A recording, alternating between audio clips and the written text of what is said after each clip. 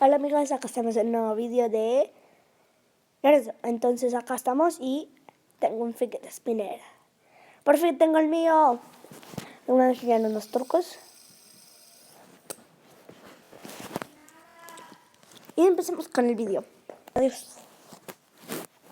Primer truco. Levantada con el dedo.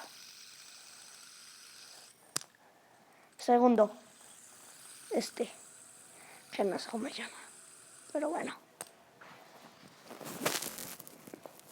El tercero, más importante, es el de la nariz, que es muy difícil y necesita mucha práctica, pero al menos aún no lo tengo tan dominado. Pero bueno.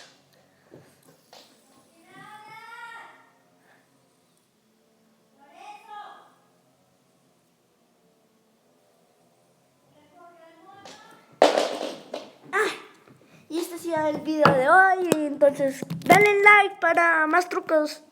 Bueno, entonces, adiós.